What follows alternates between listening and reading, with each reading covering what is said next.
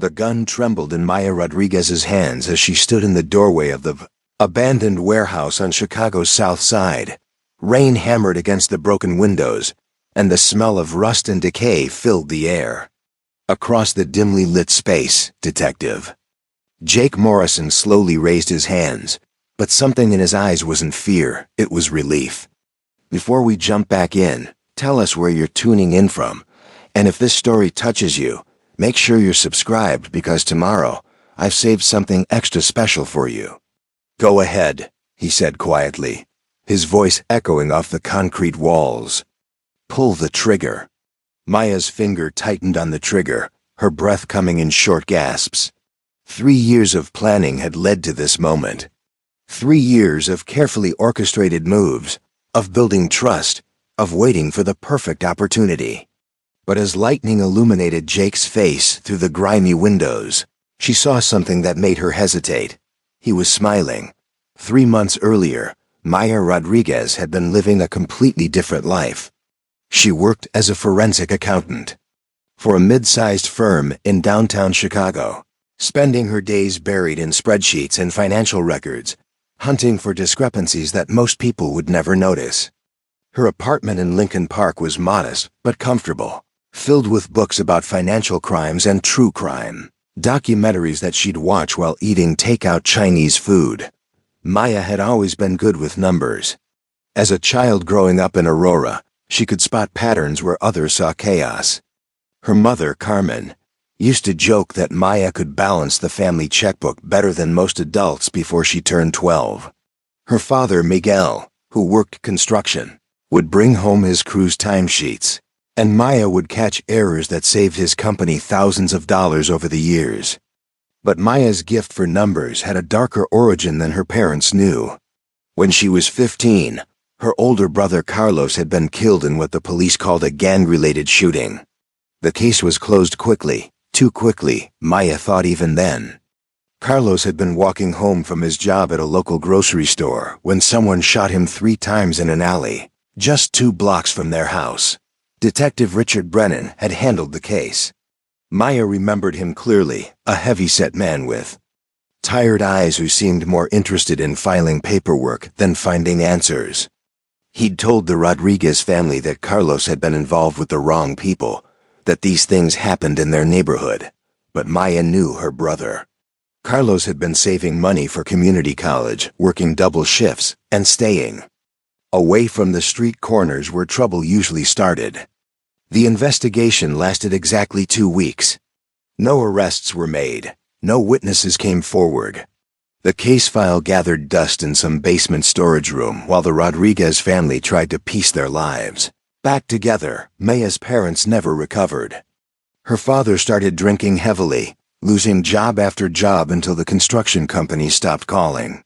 Her mother retreated into herself, spending hours at church lighting candles for Carlos, praying to saints that seemed to have stopped listening.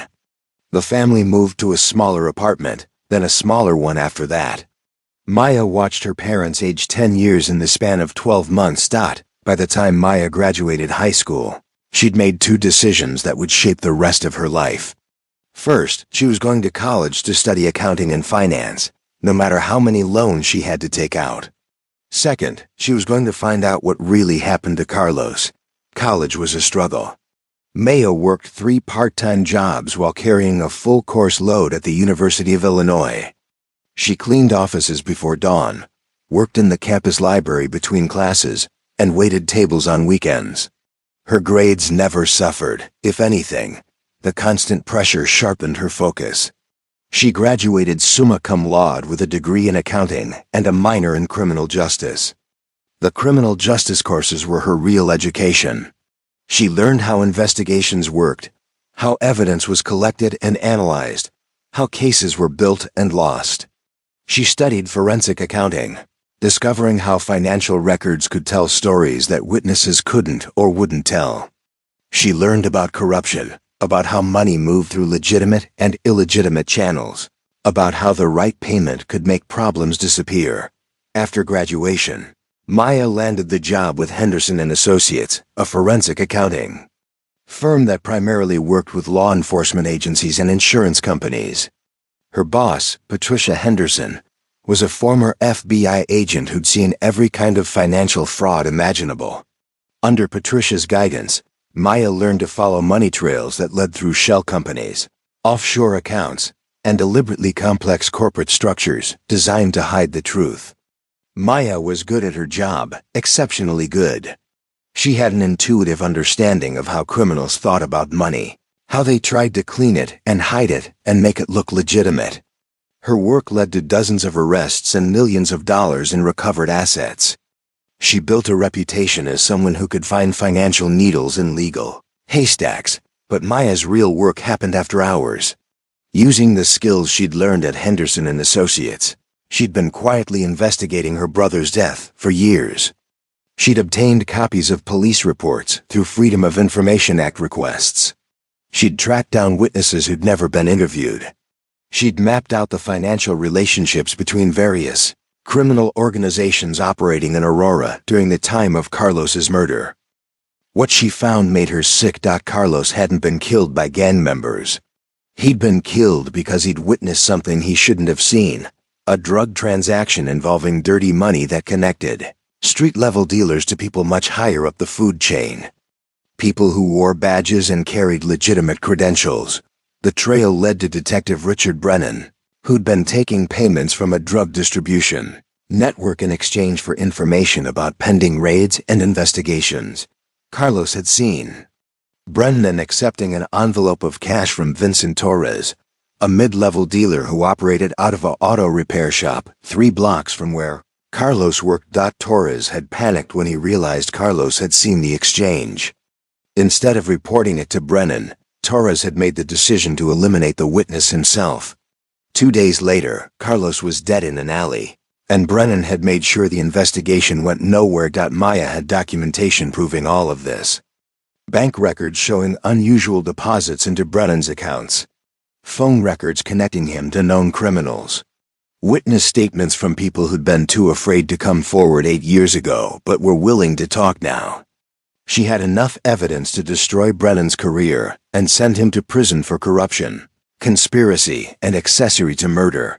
But Brennan had retired 2 years earlier and moved to Florida. Even if Maya could prove everything, the statute of limitations had run out on most of the charges. Carlos's murder remained technically unsolved, and Torres had been killed in an unrelated shooting 6 months after Carlos died. Maya felt like she was holding a smoking gun with no one left to shoot. That's when she learned about Detective Jake Morrison. Morrison was Brennan's former partner. And according to Maya's research, he'd been present during several of the meetings where Brennan had received information about police operations.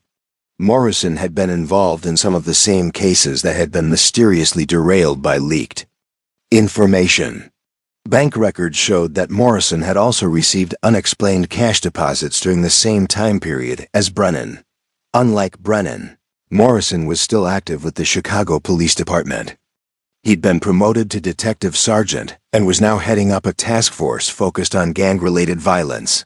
The irony wasn't lost on Maya. The man who'd helped cover up her brother's murder was now supposedly dedicated to solving similar crimes. Maya spent months studying Morrison.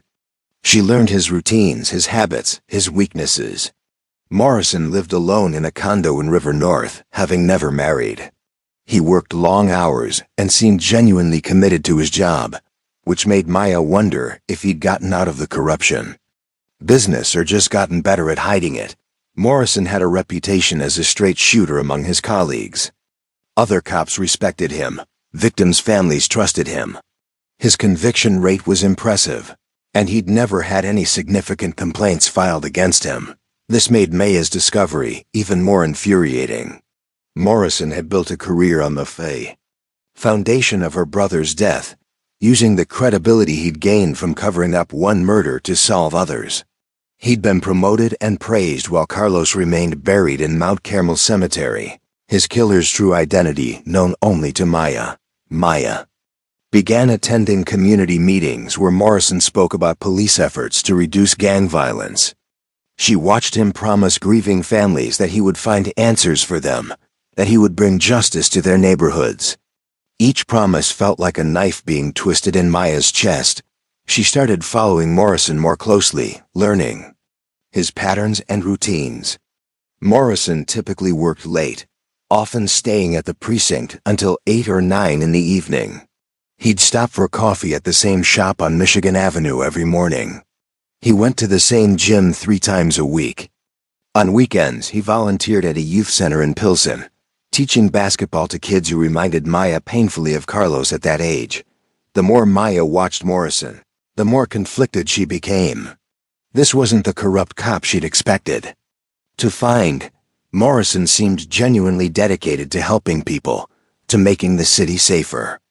But Maya had seen the bank records, the phone logs, the evidence that connected him to Brennan's corruption. Maya began to wonder if Morrison had changed, if he'd left his criminal past behind and was now trying to make amends through legitimate police work, but that possibility only made her angrier. Morrison had the luxury of redemption while Carlos remained dead, his family destroyed, his killer unpunished.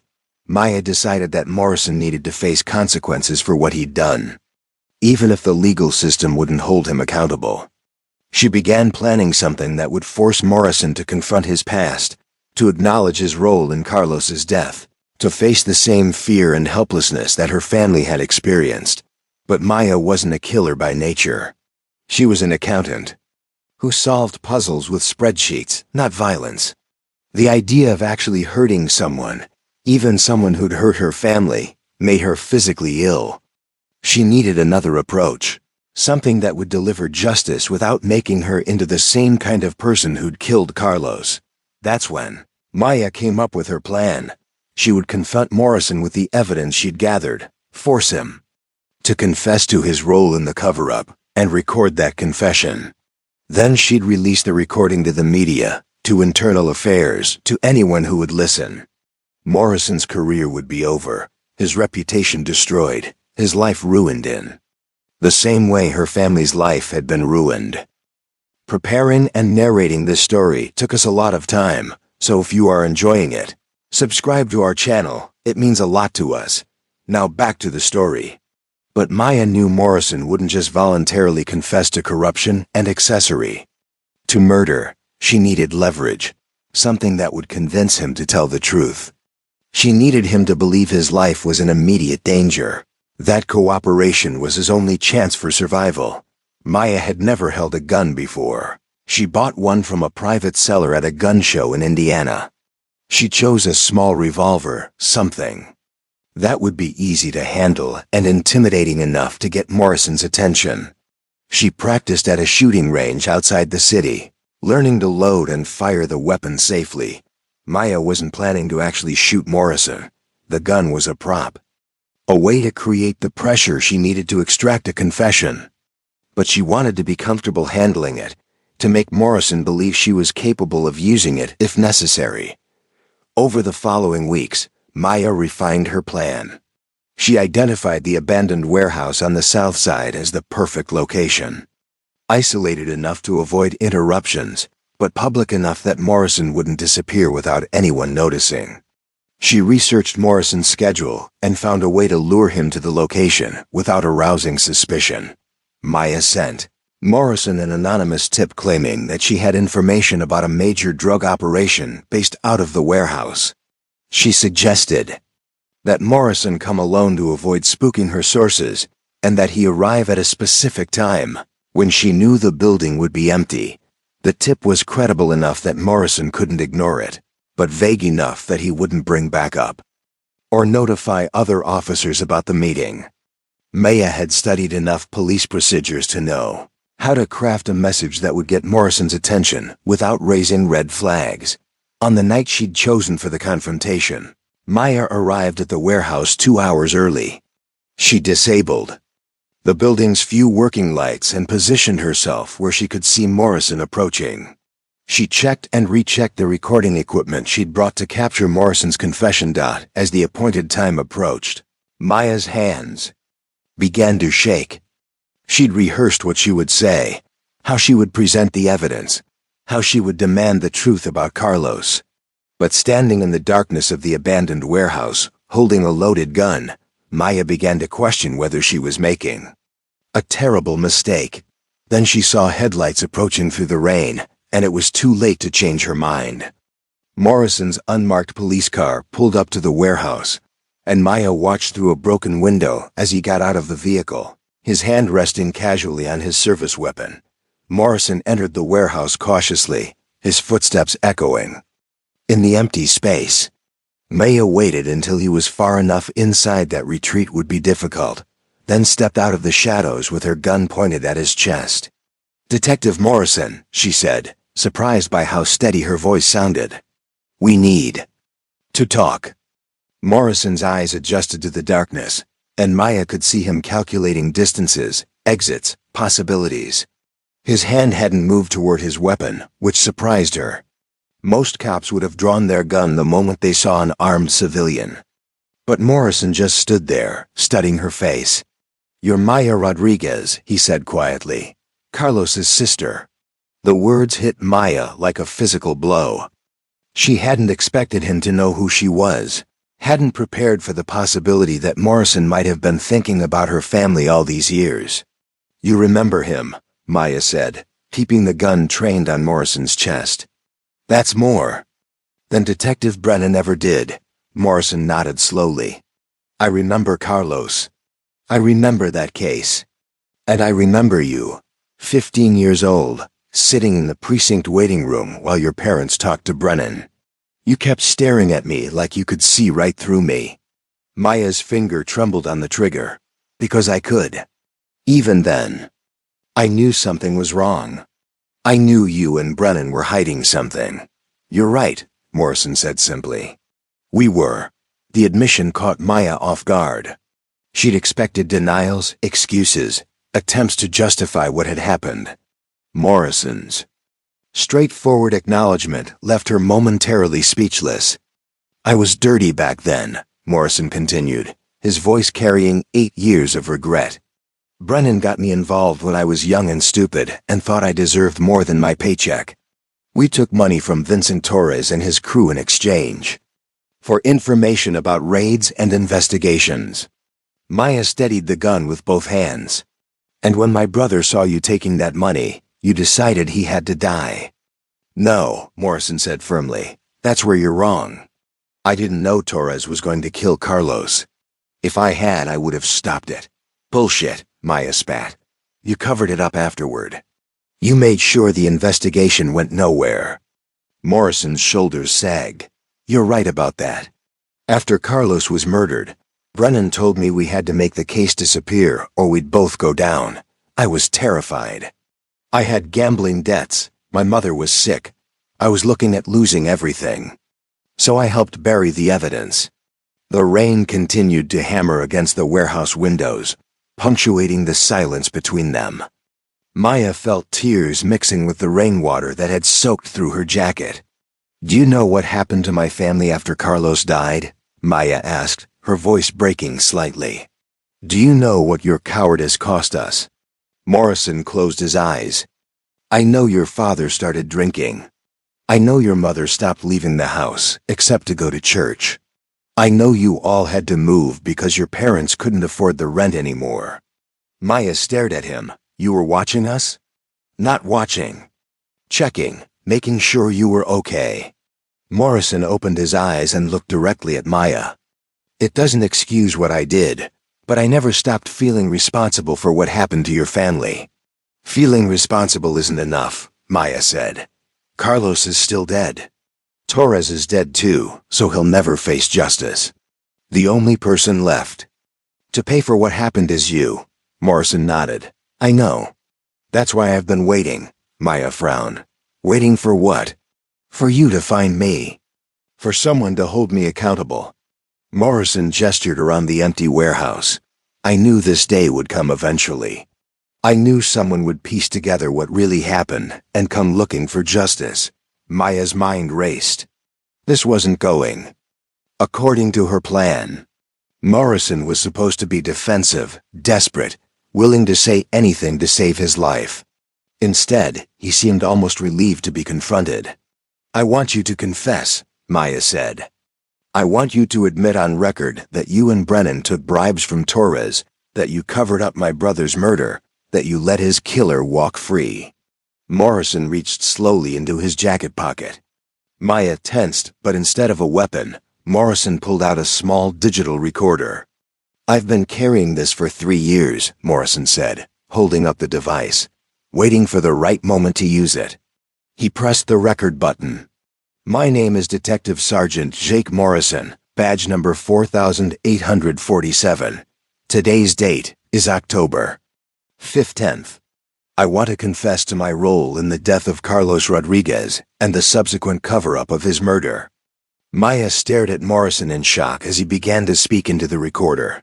His voice was steady, professional, as if he were giving testimony in court.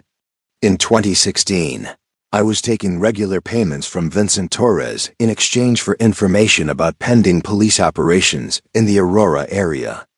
My partner at the time, Detective Richard Brennan, had initiated the arrangement, but I was a willing participant. On March 8, 2016, Carlos Rodriguez witnessed me accepting a payment from Torres outside Torres's auto repair shop." Morrison paused, looking at Maya. Torres panicked when he realized Carlos had seen the exchange. Instead of reporting the incident to us, Torres made the decision to eliminate Carlos as a potential witness. 2 days later, Carlos Rodriguez was shot and killed. Maya's hands were shaking so badly now that she could barely hold the gun steady. This was everything she'd wanted to hear, the confession that would finally bring justice for Carlos. But something about Morrison's willingness to admit everything felt wrong. After Carlos's murder, Morrison continued into the recorder. "Detective Brennan and I deliberately sabotaged the investigation to prevent it from leading back to our arrangement with Torres. We failed to interview key witnesses, ignored physical evidence, and filed false reports designed to make the case appear unsolvable." Morrison stopped recording and looked at Maya. "Is that what you wanted to hear?" Maya's anger flared. "Don't act like you're doing me a favor. You destroyed my family. You let my brother's killer walk free for 8 years. Torres didn't walk free," Morrison said quietly. "He was killed 6 months after Carlos died, shot by a rival dealer in an unrelated dispute." "That's not justice," Maya said. "That's just more violence." Morrison nodded. "You're right. There's no justice in any of this. Carlos is still dead. Your family is still broken, and my confession doesn't change any of that." Maya felt her carefully constructed plan falling apart. She'd expected Morrison to resist, to deny everything, to give her a reason to hate him completely. His willingness to confess and accept responsibility was making it impossible for her to see him as the monster she'd imagined. "Why?" Maya asked. "Why are you making this so easy?" Morrison was quiet for a long moment, listening to the rain. "Because I've been living with this guilt for 8 years. Because I've spent every day since Carlos died trying to make up for what I did. Because I know that nothing I've done since then can balance the scales." Maya felt tears streaming down her face. "You think being a good cop now makes up for being a corrupt cop then?" "No," Morrison said. "I don't think anything can make up for it. But I had 2 choices after Carlos died. I could let the guilt destroy me, or I could try to honor his memory by doing better." Maya's anger was being replaced by something more complicated, a mixture of grief, frustration, and confusion that she didn't know how to process. "Every case I've worked on since then, I've thought about Carlos," Morrison continued. "Every family I've helped get justice, every killer I've put away, every kid I've kept off the streets. It's all been an attempt to pay a debt I can never fully repay." Maya lowered the gun slightly. "That's not enough. It's not fair that you get to redeem yourself while Carlos stays dead." "You're right," Morrison said. "It's not fair. None of this is fair. But that's the world we live in. A world where good people die and bad people sometimes get second chances they don't deserve." Maya raised the gun again, pointing it at Morrison's chest. "Maybe it's time to balance those scales." Morrison didn't flinch. "Maybe it is. If that's what you need to find peace, Then go ahead. Pull the trigger. Maya's finger tightened on the trigger, but something held her back. Aren't you afraid to die? Morrison considered the question. I've been afraid of this moment for 8 years. Afraid that someone would discover what I'd done, that I'd have to face the consequences. But now that it's here, I'm not afraid anymore. I'm tired, Maya. I'm tired of carrying this guilt. Tired of trying to make amends for something that can't be fixed. Maya stared at Morrison through her tears. I hate you. I know, Morrison said gently. You should hate me. I hate me too. The warehouse fell silent, except for the sound of rain and Maya's ragged breathing. She'd come here planning to extract a confession and destroy Morrison's life, but she hadn't prepared for this, for Morrison to willingly give her everything she wanted while simultaneously making it impossible for her to take it. What happens now? Maya asked. Morrison gestured to the recorder in his hand. That depends on you. You have my confession. You can take it to Internal Affairs, to the FBI, to the media. My career is over either way. Maya looked at the recorder. Then back at Morrison. And if I don't shoot you, what then? You go back to being Detective Morrison, helping other families get justice while mine never did? Morrison shook his head. No, even without the recording becoming public, I can't keep doing this job. I've been living a lie for too long. It's time for me to face the consequences, whether that's prison, disgrace, or death. Maya felt the weight of the gun in her hands, the weight of 8 years of anger and grief and unanswered questions. She thought about Carlos, about what he would want her to do. Her brother had been gentle, forgiving, always willing to see the best in people, even when they didn't deserve it. Carlos wouldn't want me to kill you, Maya said, the words tasting bitter in her mouth. Morrison's expression softened. No, he wouldn't. From what I remember about him, Carlos would want justice, not revenge. Maya's hands were shaking so badly now that she could barely hold the gun. 8 years of planning, of investigation, of preparing for this moment, and she couldn't pull the trigger. Not because Morrison didn't deserve it, but because killing him wouldn't bring Carlos back or heal her family's wounds. I can't do it. Maya whispered, the gun wavering in her grip. Morrison took a step closer, his hands still raised. It's okay, Maya. You don't have to. You're not a killer. You're someone who seeks justice through truth, not violence. Maya tried to steady the gun, to summon the rage that had sustained her through years of investigation. But all she felt now was exhaustion, sadness, and a terrible emptiness where her anger used to be. I wanted you to suffer, Maya said, tears streaming down her face. I wanted you to feel what my family felt. I have suffered, Morrison said quietly. Every day for 8 years, and I'll keep suffering for the rest of my life. That doesn't make it equal, but it's the truth. Maya aimed the gun at Morrison's chest one more time, her finger on the trigger, her heart pounding. This was her moment of justice, her chance to balance the scales that had been tilted against her family for so long. But as lightning illuminated Morrison's face, Maya saw something that made her hesitate. He wasn't afraid. He was at peace, ready to accept whatever consequences she chose to impose. Maya pulled the trigger. The gunshot echoed through the warehouse like thunder, reverberating off the concrete walls and broken windows. Maya's ears rang from the blast, and for a moment she couldn't see anything through the smoke and her own tears. When her vision cleared, she expected to see Morrison on the ground, bleeding, dying. Instead, he was still standing exactly where he'd been before, completely unharmed.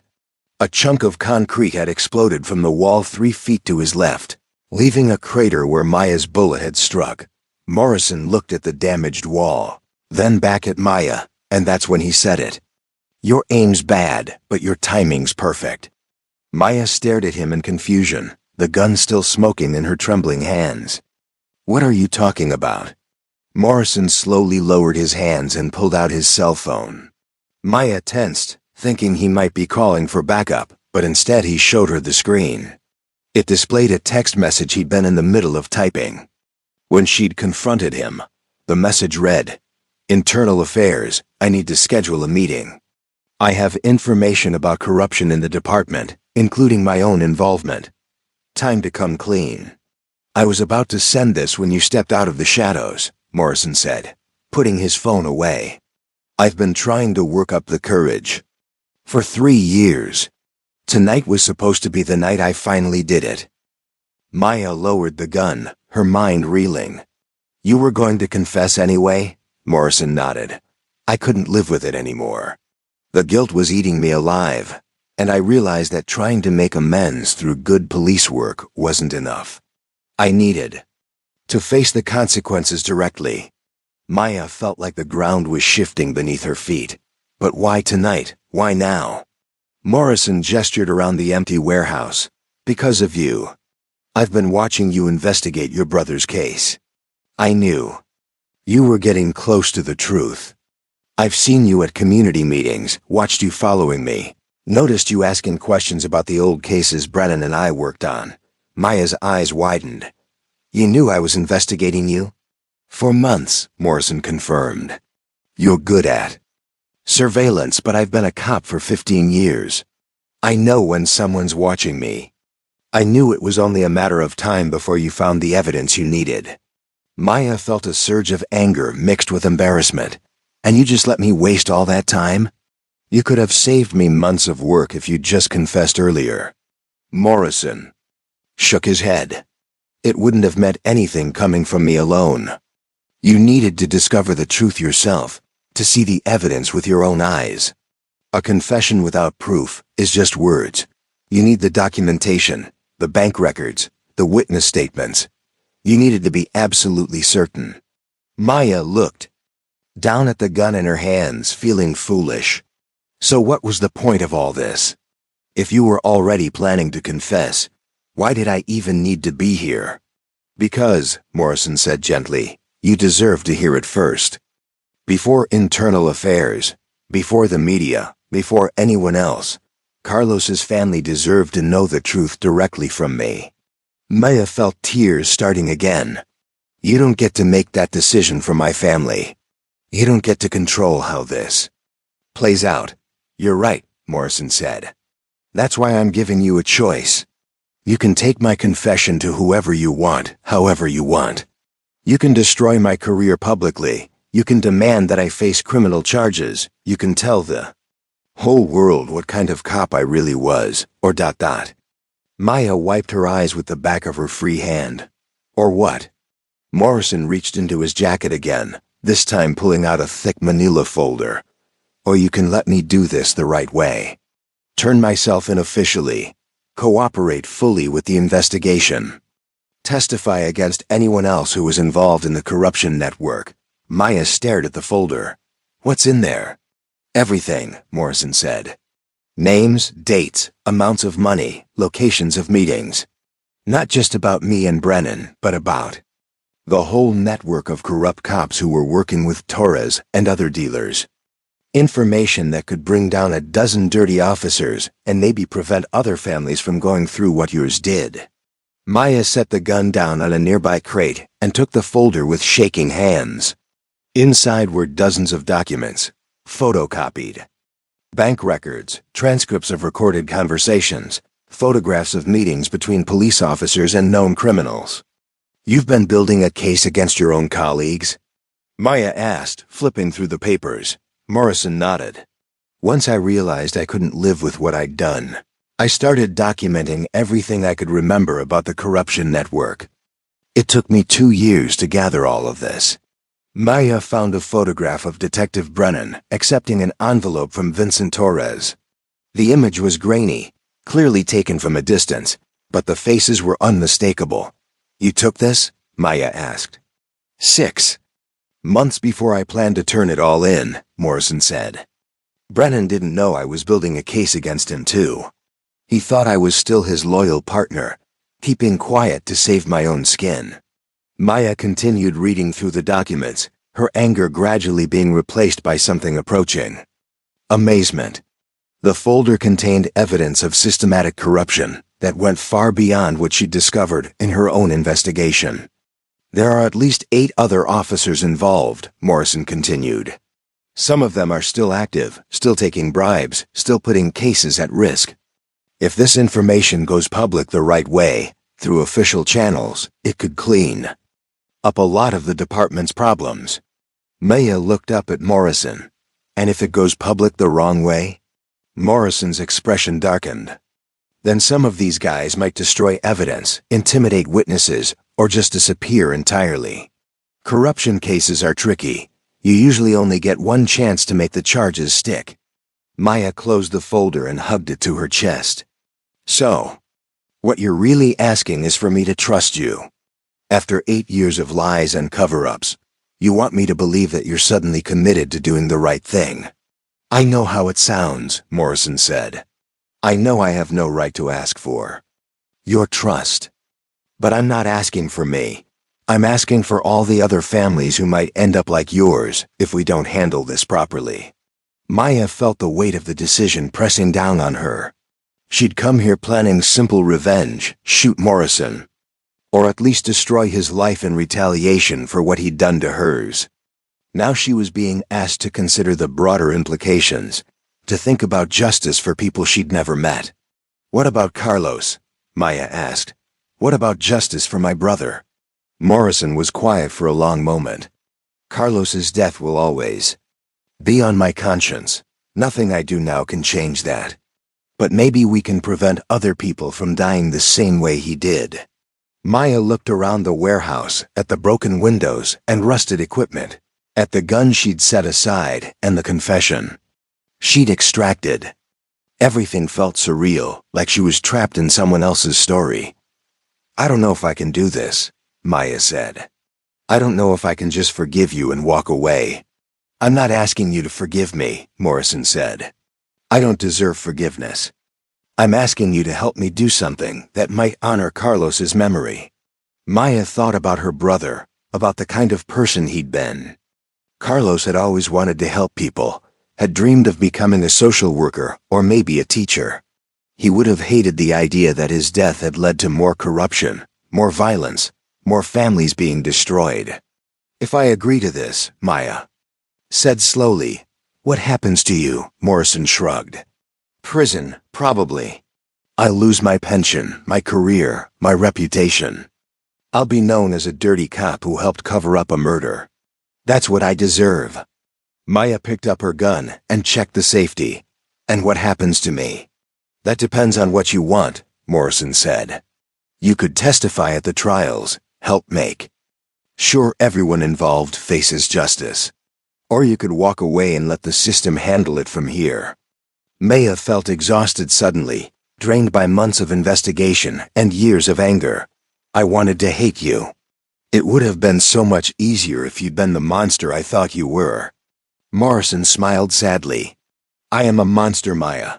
I just happen to be a monster who's tired of being one. Maya walked over to where Morrison was standing and looked him directly in the eyes. If I find out you're lying to me, if this is just another cover-up, I will come back and finish what I started tonight. Morrison nodded solemnly. I understand. And I promise you, this is real. No more lies, no more cover-ups. Maya extended her hand. Give me your phone. Morrison handed over his cell phone without hesitation.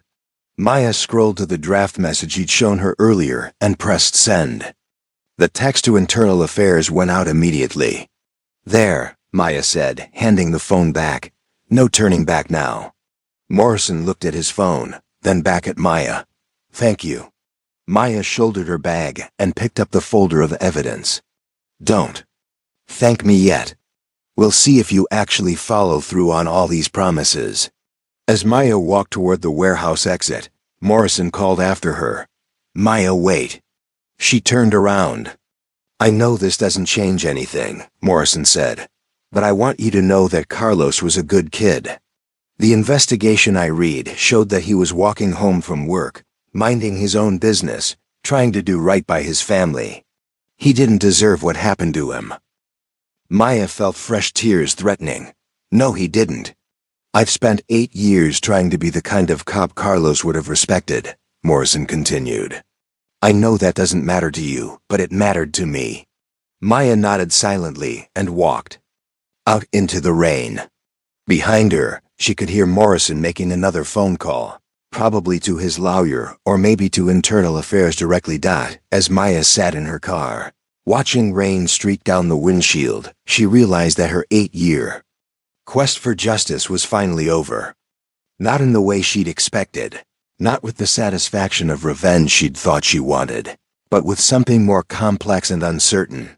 Morrison's confession would destroy his career and probably send him to prison. The evidence he'd given her would bring down other corrupt cops and maybe prevent future corruption. But Carlos would still be dead, her family would still be broken, and Maya would still have to figure out how to live with all the anger she'd carried for so long. She looked down at the folder in her lap, filled with evidence that could change dozens of lives.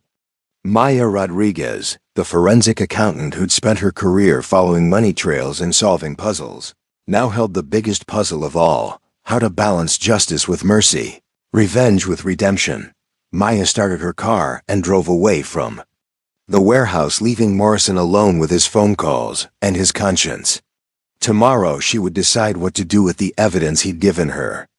Tonight, she just wanted to go home and call her parents, to tell them that someone had finally taken responsibility for Carlos's death. That wasn't the ending she'd planned, but maybe it was the ending Carlos would have wanted.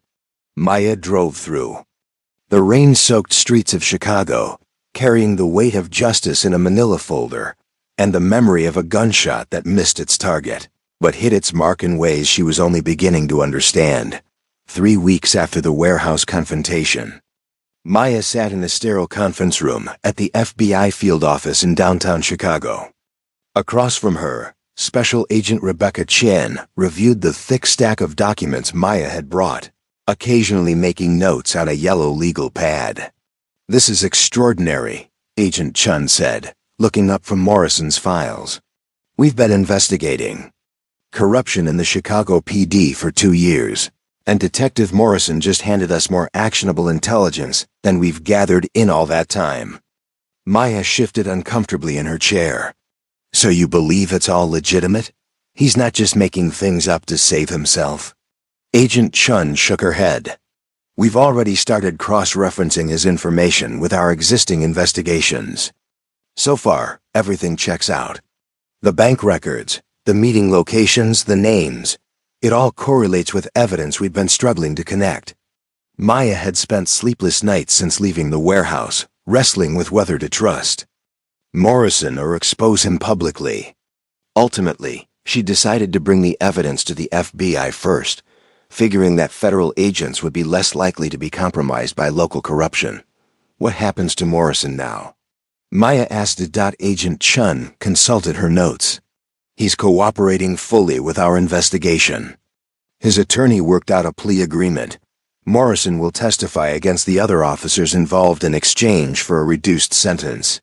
He's looking at probably 3 to 5 years instead of the 15 to 20 he could have faced." Maya felt a familiar surge of anger. "So he gets rewarded for finally telling the truth?" "I understand your frustration," Agent Chun said gently. "But without Morrison's cooperation, we might never have been able to build cases against the other corrupt officers. Sometimes the system requires these kinds of compromises to achieve the greater good." Maya stared out the conference room window at the Chicago skyline. Even now, knowing that justice was finally being served, she couldn't shake the feeling that Carlos had been cheated somehow. Agent Chun seemed to sense Maya's internal struggle. "Your brother's case is being officially reopened. With Morrison's confession and the new evidence, we can finally close that investigation properly." "What about Torres?" Maya asked. "He's dead, so he'll never face trial for actually pulling the trigger." "No, but we're investigating his associates who might have been involved in the conspiracy. There's a chance we can bring additional charges related to your brother's murder."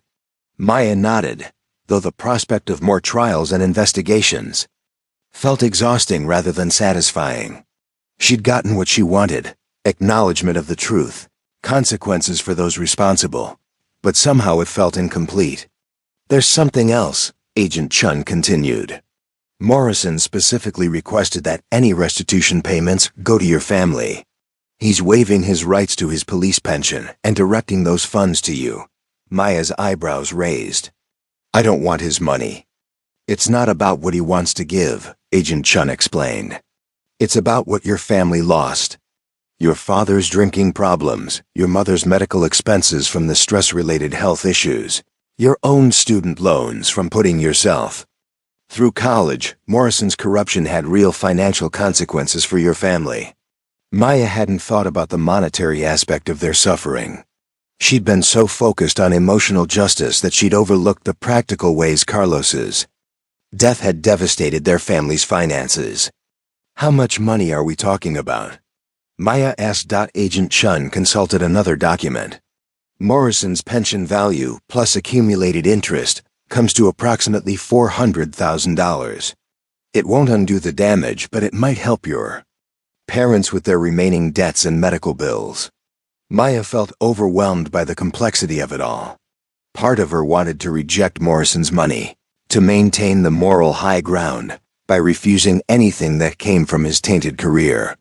But another part of her thought about her father, who'd never fully recovered from his alcoholism, and her mother, who still struggled with anxiety and depression 8 years after Carlos's death. I need time to think about it, Maya said. Agent Chun nodded. Of course, there's no rush on that decision.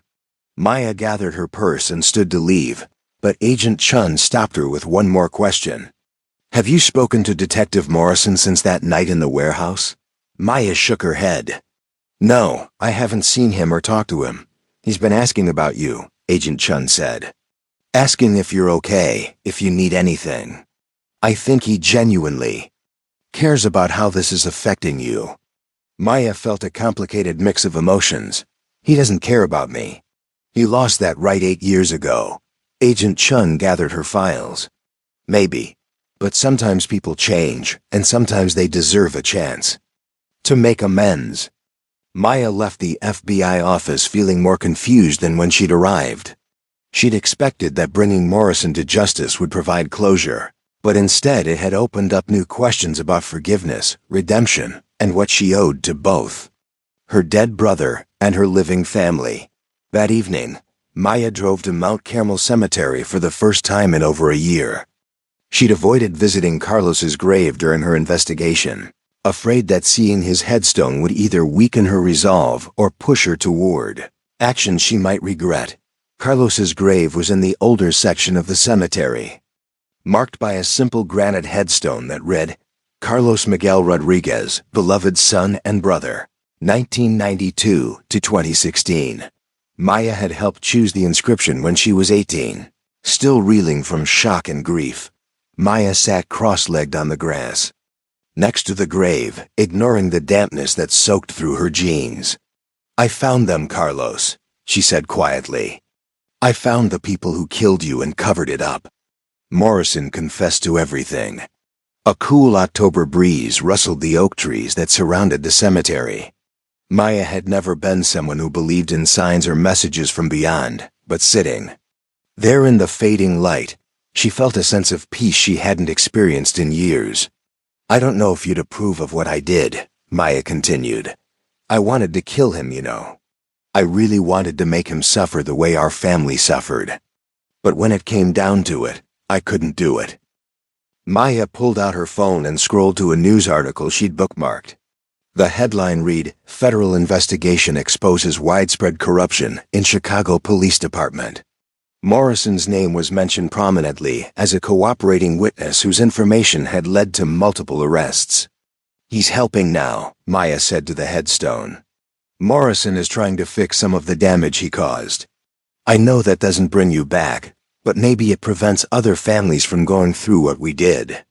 Maya spent another hour at the cemetery, talking to Carlos about everything that had happened since his death. She told him about college, about her career, about their parents' struggles and slow recovery.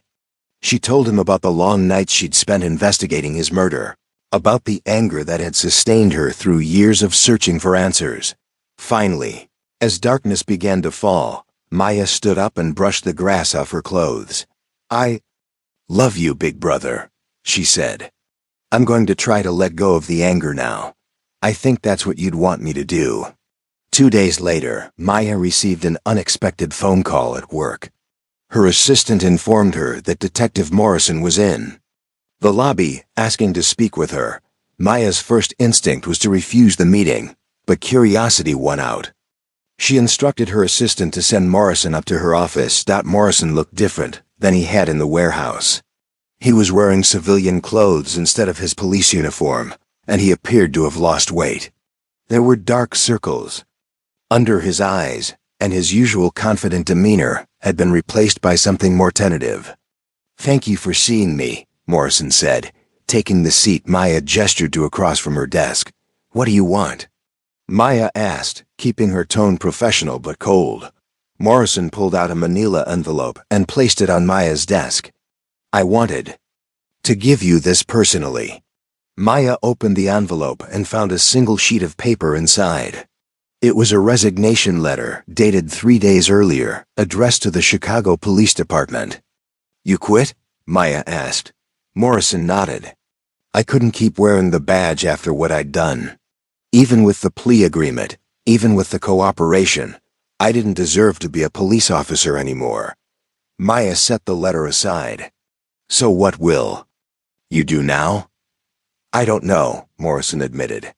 "Find a job somewhere, serve my sentence when the time comes.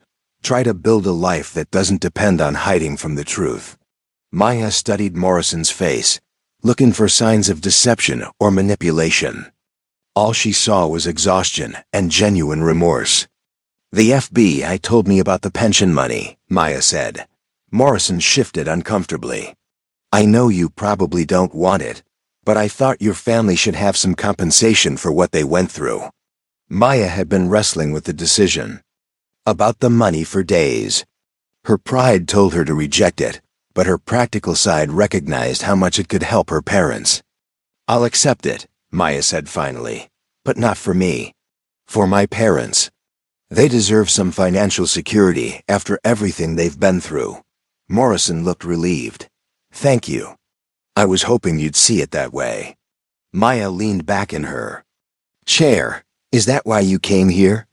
To make sure I'd take the money?" Morrison shook his head. "I came to apologize. I know it doesn't change anything, and I know you don't owe me forgiveness, but I needed to say it directly to you." Maya waited for Morrison to continue. "I'm sorry for the role I played in Carlos's death," Morrison said. "I'm sorry for the cover-up that followed. I'm sorry for the pain my actions caused your family. And I'm sorry it took me 8 years to find the courage to take responsibility." Maya felt tears starting, but she blinked them back. "Your apology doesn't bring my brother back." "No, it doesn't," Morrison agreed. "Nothing can do that. But I wanted you to know that Carlos's death changed me. It forced me to confront what kind of person I really was, and to try to become someone better." Maya stood up and walked to her office window, looking out at the Chicago streets below. "Agent Chun said you've been asking about me." Morrison was quiet for a moment. "I wanted to make sure you were okay. I know this whole process has been difficult for you too."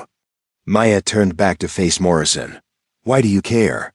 You got what you wanted, a reduced sentence in exchange for cooperation. You don't need to worry about me anymore." Morrison met her gaze steadily. "Because Carlos was your brother, and you loved him. Because you spent 8 years seeking justice for him when the system failed you. Because you deserve to find peace after everything you've been through." Maya felt her carefully maintained composure beginning to crack. "I don't know how to find peace. I got the confession I wanted. I got the investigation reopened. I got justice for Carlos. But I still feel angry, and I still feel empty." Morrison nodded. "I think that's normal. Closure isn't the same thing as healing, and healing takes time."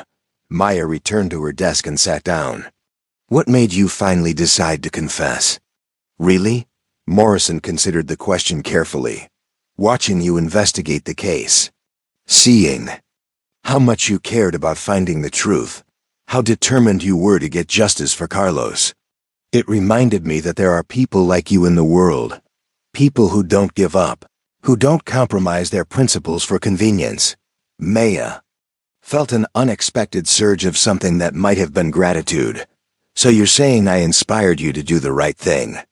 Morrison smiled slightly. In a way, yes. You showed me what real integrity looks like. I realized I wanted to be worthy of the faith Carlos's family had placed in the justice system, even if that system had failed you. Maya looked at Morrison. Across her desk, this man who had been both the villain and the unexpected ally in her quest for justice. She still felt anger toward him, probably always would. But she also felt something else, a recognition that people could change, that redemption was possible even in the darkest circumstances. I need you to understand something, Maya said. I will never forgive you for what you did to my family. But I can respect what you're doing now to try to make it right. Morrison nodded. That's more than I deserve, and I'm grateful for it. Maya stood up, indicating that the meeting was over. I hope you find a way to live with what you've done. And I hope the other families affected by this corruption get the justice they deserve.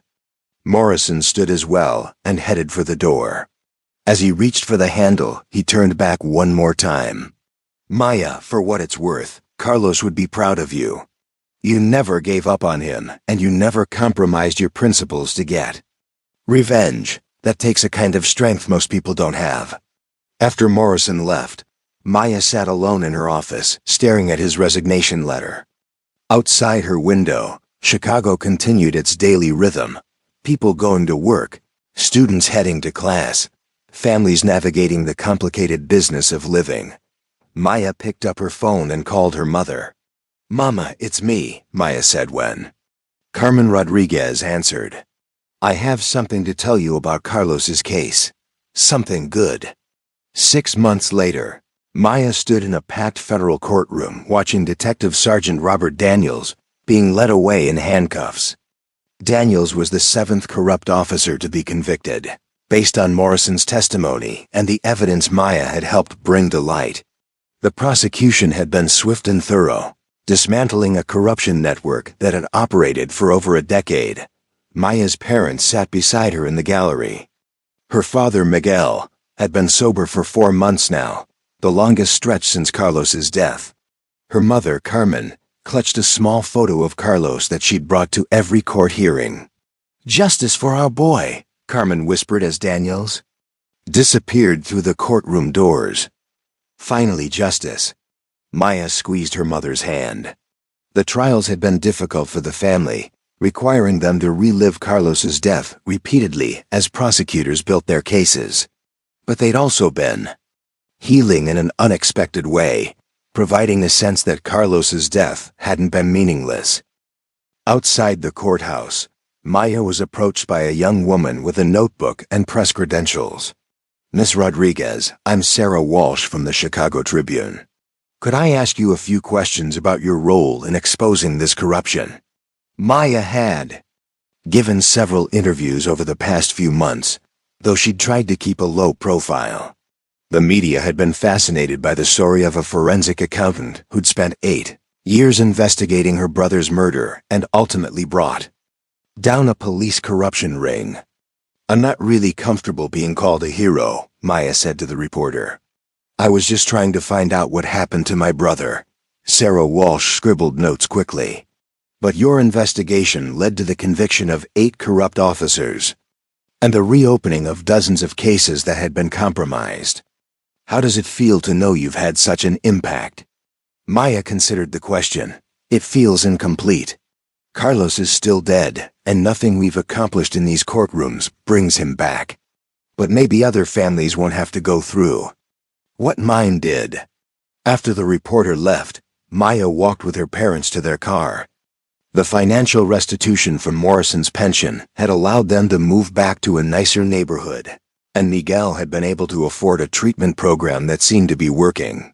Mia, Miguel said as they reached the parking garage. Your mother and I want to talk to you about something. Maya looked between her parents, noting the serious expressions on their faces. Carmen pulled out a folded piece of paper from her purse. We received this letter yesterday.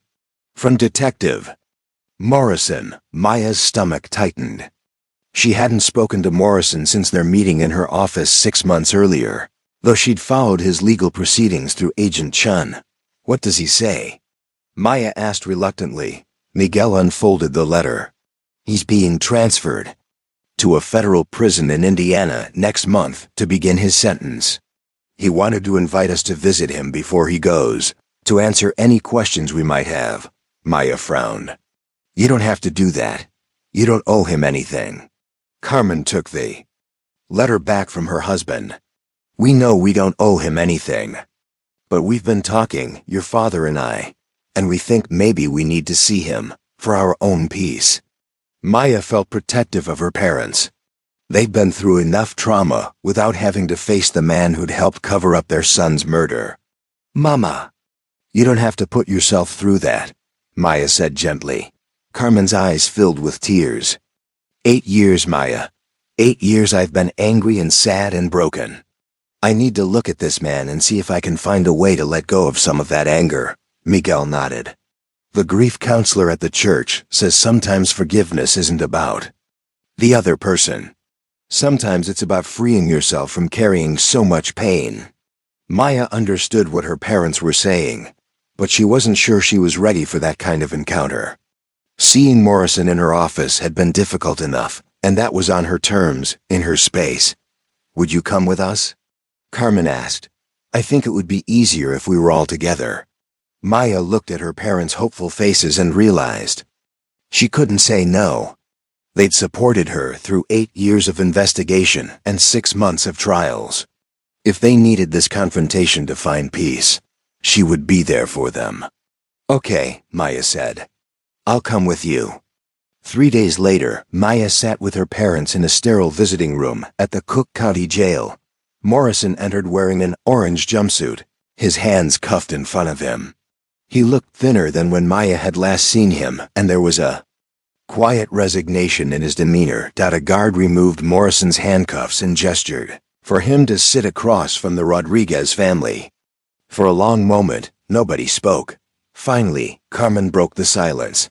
Detective Morrison, thank you for agreeing to see us. Morrison's voice was hoarse when he replied, Thank you for coming. I wasn't sure you would. Miguel leaned forward in his chair. We came because we have questions. Things we need to understand, Morrison nodded. I'll answer anything you want to know.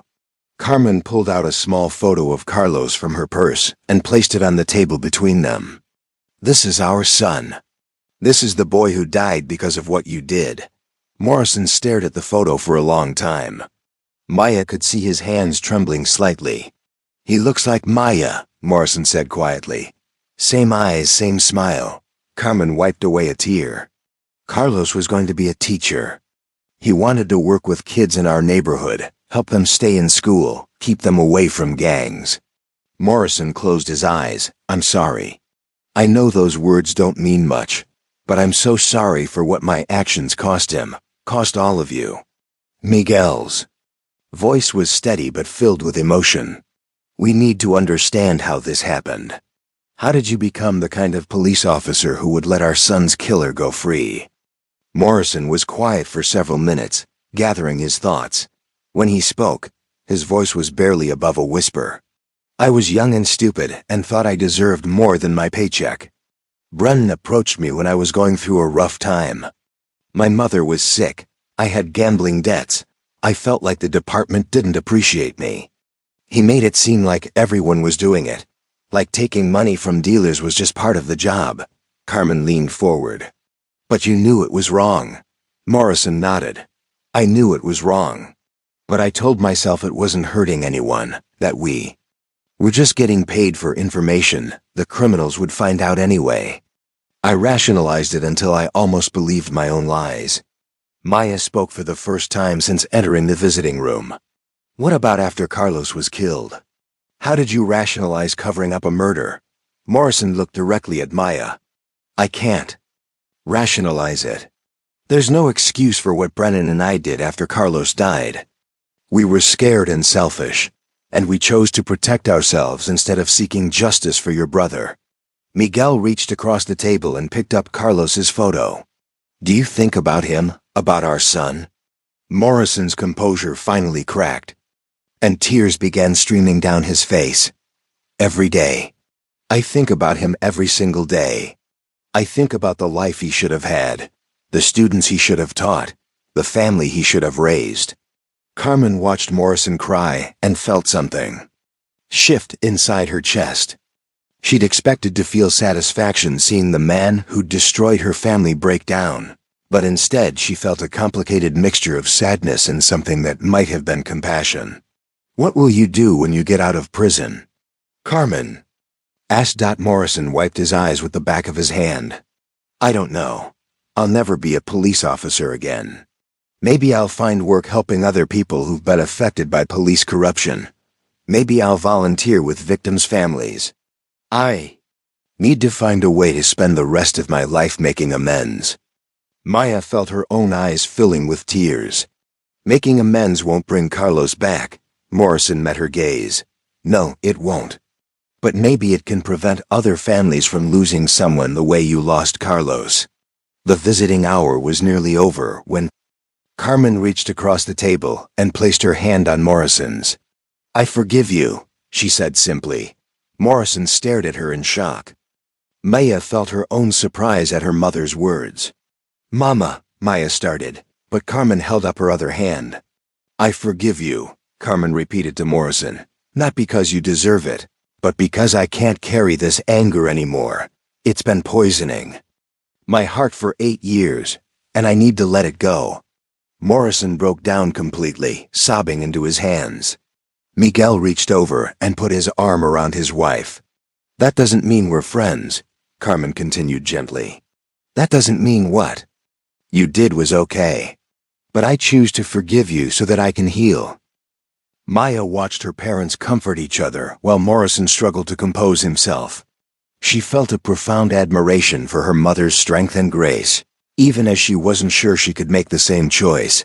The guard announced that visiting time was over. As Morrison stood to leave, he looked at each member of the Rodriguez family. "Thank you," he said to Carmen. "Your forgiveness is a gift I don't deserve, but I'll try to be worthy of it." To Miguel, he said, "I hope you continue to stay sober."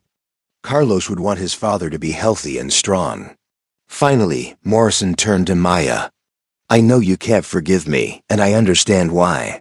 But I want you to know that your courage in seeking the truth inspired me to finally do the right thing. Carlos would be proud of the woman you've become." After Morrison was led away, the Rodriguez family sat in their car outside the jail for a long time without speaking. Finally, Miguel broke the silence. "How do you feel, mi amor?" he asked Carmen. Carmen stared out the windshield at the gray Chicago skyline, lighter. "Like I've been carrying a heavy bag for 8 years, and I finally got to put it down." Maya turned to look at her mother. "How were you able to do that? How were you able to forgive him?" Carmen smiled sadly. "Because holding on to that anger was killing me slowly. Because our priest told me that forgiveness isn't about the other person. It's about freeing your own heart. And because I realized that Carlos wouldn't want his death to destroy our family with bitterness." Maya felt a complex mix of emotions. She was proud of her mother's strength and grace, but she wasn't sure she was ready to let go of her own anger. "I don't think I can forgive him," Maya said honestly. Carmen reached back and took her daughter's hand. "That's okay, Mia. Forgiveness isn't something you can force. It has to come naturally, in its own time. Maybe you'll never forgive him, and that's your right." Miguel started the car. "What matters is that we found the truth. Carlos's story is finally complete, and the people responsible are being held accountable."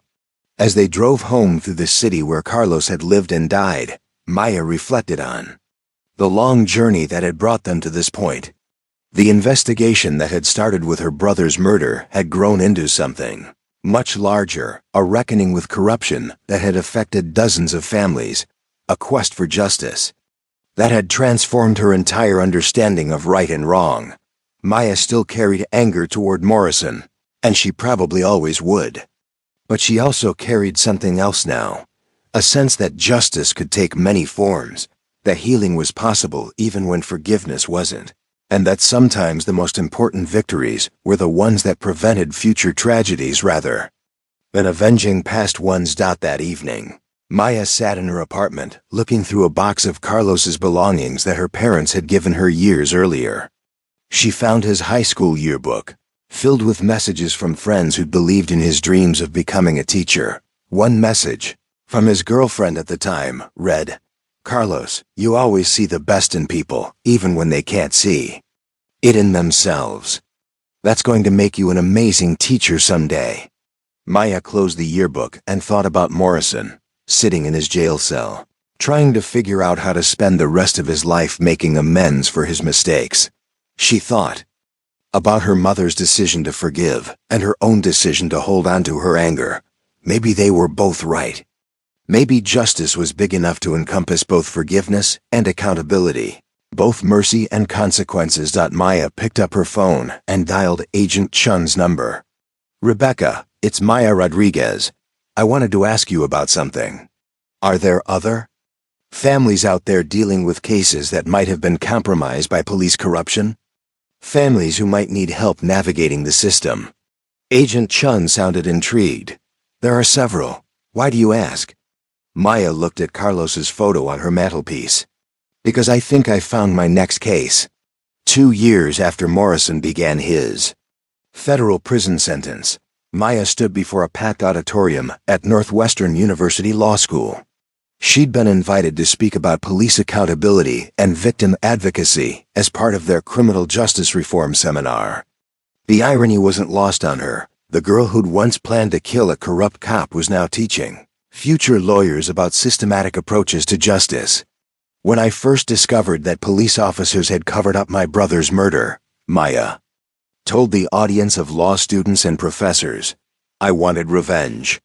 I wanted to make them suffer the way my family had suffered. That desire for vengeance consumed 8 years of my life." Maya clicked to the next slide in her presentation, showing a photo of the abandoned warehouse where she'd confronted Morrison. "I came very close to destroying my life in pursuit of that revenge. If my aim had been better that night, I would have committed murder and spent the rest of my life in prison. But sometimes the universe has a different plan." A student in the front row raised her hand. "What changed your mind about taking revenge?" Maya considered the question. "I realized that revenge and justice aren't the same thing. Revenge is about making yourself feel better by hurting someone else. Justice is about creating systemic change that prevents future harm." Maya had founded the Carlos Rodriguez Foundation 18 months earlier, using the settlement money from Morrison's pension and donations from supporters who'd followed her story in the media. The foundation provided legal assistance and investigative support to families dealing with suspected police misconduct or corruption. In the past year alone, Maya's team had helped reopen 14 cold cases, exposed corruption in 3 different police departments, and secured millions of dollars in settlements for victims' families. The work was demanding and emotionally draining, but it gave Maya a sense of purpose that pure revenge never could have provided. After her Northwestern presentation, Maya was approached by a woman in her 30s with tired eyes and calloused hands. "Ms. Rodriguez, my name is Angela Martinez. My son David was killed 3 years ago in Milwaukee, and I think the police investigation was deliberately sabotaged." Maya had heard variations of this story dozens of times. Each case was unique, but they all shared common elements: families seeking answers, investigations that seemed incomplete or biased, and institutional resistance to accountability. "What makes you think the investigation was compromised?" Maya asked gently. Angela pulled out a thick folder from her bag. "David was going to testify against a drug dealer who'd been paying off cops in our neighborhood. 2 days before the trial, David was found dead in an alley. The police said it was a robbery gone wrong, but nothing was taken from him."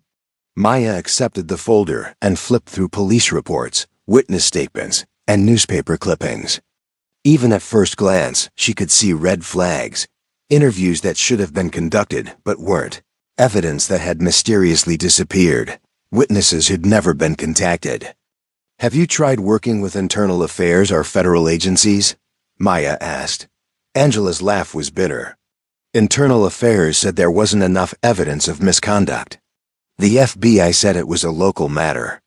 Everyone keeps passing the buck. And meanwhile, David's killer is walking free. Maya handed Angela her business card.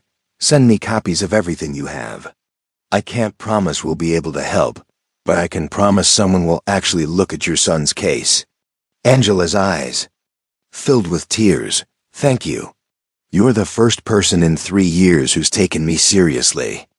After Angela left, Maya drove back to her foundation's offices in downtown Chicago. The Carlos Rodriguez Foundation operated out of a converted warehouse in the West Loop, with a staff of 12 including investigators, lawyers, victim advocates, and forensic accountants. Maya's assistant, Jennifer Walsh, the former Tribune reporter who'd covered the corruption trials, met her at the door with a stack of messages. "Agent Chun called from the FBI," Jennifer said. "She wants to discuss a multi-state corruption investigation that might benefit from our input. And you have 3 new intake appointments this afternoon." Maya had hired Jennifer after the reporter had expressed interest in transitioning from journalism to advocacy work. Jennifer's investigative skills and media contacts had proven invaluable in exposing corruption and building public pressure. For reform, what about the Morrison situation? Maya asked as they walked to her office. Jennifer consulted her notes. "He's scheduled for release next month. His lawyer sent over the address where he'll be staying, a halfway house in Rockford. He wanted to know if you'd be willing to meet with him." Maya felt her stomach tighten. Morrison had written to her several times during his incarceration, updating her on his legal status and expressing continued remorse for his actions. Maya had never responded to the letters, though she'd read each one carefully. "I don't know if I'm ready for that," Maya said honestly. Jennifer nodded. "His lawyer said there was no pressure. Morrison just wanted you to know he was available if you ever wanted to talk." Maya settled into her office chair and looked out at the Chicago skyline. The city looked different to her now than it had during her years of investigation. Instead of seeing it as a place where corruption flourished and justice was denied, she now saw it as a place where change was possible, where determined people could make a difference. Her phone rang, interrupting her thoughts. The caller ID showed her mother's number. "Hola, Mama," Maya answered. "Mia, I have news," Carmen said, her voice excited. "Your father got the job." Maya smiled. Miguel had been interviewing for a position as a construction supervisor with a company that specialized in building affordable housing. The job would give him a chance to use his skills while contributing to something meaningful. "That's wonderful," Maya said. "How's he feeling about it?" "Nervous but excited. He says it feels good to be building something instead of just trying to survive each day." Maya's parents had both made remarkable progress in their healing journey. Miguel had been sober for over a year now and was attending meetings regularly. Carmen had returned to volunteering at their church and had started a support group for mothers who'd lost children to violence. "There's something else," Carmen continued. "Detective Morrison sent us another letter." Maya tensed. "What did he say this time?" "He wanted us to know he's being released soon, and he's planning to move back to Chicago to work with organizations that help victims of police misconduct. He wanted to ask our permission before returning to the city." Maya was surprised by Morrison's consideration. "What did you tell him?" Carmen was quiet for a moment. "I told him that Chicago is his home too, and that if he's sincere about helping people, then he should do what he thinks is right." Maya felt a complex mix of emotions. Part of her appreciated Morrison's respectful approach to returning to the city where he'd committed his crimes. Another part of her worried about how she'd feel encountering him in professional settings. "Do you think I should meet with him?" Maya asked her mother. Carmen considered the question carefully. "I think you should do whatever feels right for you, Mia. You don't owe him anything, but you also don't have to carry the burden of avoiding him forever. After ending the call with her mother, Maya spent the rest of the afternoon reviewing new cases and meeting with potential clients. Each story reinforced her belief that the Foundation's work was essential, but it also reminded her of how widespread the problems were. At 6 p.m., Maya was preparing to leave the office when Jennifer knocked on her door. "There's someone here to see you," Jennifer said. "She doesn't have an appointment, but she says it's urgent." Maya looked up to see a young woman, probably in her early 20s, standing nervously in the doorway. She had the same desperate look that Maya had seen in dozens of other family members seeking help. "My name is Lisa Torres," the woman said. "I think you knew my Uncle Vincent." Maya's blood turned cold. Vincent Torres was the drug dealer who'd killed Carlos, the man whose corruption payments had led to her brother's death. "I need your help," Lisa continued, seemingly unaware of Maya's shock. "My uncle was murdered 8 years ago, and I think the police covered it up. I think he was killed because he was going to expose corrupt cops." Maya stared at Lisa Torres, trying to process this unexpected development. The young woman looked nothing like the hardened criminal Maya had imagined when she'd thought about Vincent Torres over the years. Lisa was small, well-dressed, and spoke with the careful pronunciation of someone who'd worked hard to improve herself. "Sit down," Maya said finally, gesturing to the chair across from her desk. Lisa sat down and pulled out a folder similar to the one Angela Martinez had shown Maya earlier that day. "I know my uncle wasn't a good person," Lisa said. "I know he sold drugs and hurt people. But he was still family, and I think he deserved justice too." Maya felt like she was in an alternate reality. The niece of the man who'd killed her brother was asking for her help in investigating his murder. "What makes you think the police covered up your uncle's death?" Maya asked, trying to keep her voice steady. Lisa opened her folder and pulled out newspaper clippings about Vincent Torres's shooting. Uncle Vincent was killed by members of a rival drug crew, but the police never arrested anyone. They said it was gang violence and closed the case after 2 weeks. Maya remembered reading about Torres's death years earlier during her investigation. At the time, she'd felt a grim satisfaction that Carlos's killer had met a violent end. "But I found something," Lisa continued. "Uncle Vincent had been talking to someone before he died. Someone official. I think he was going to cooperate with law enforcement, and that's why he was killed." Lisa pulled out a cell phone record showing multiple calls between Vincent Torres and a number that was listed to the Cook County State's Attorney's Office. Maya studied the phone records, her mind racing.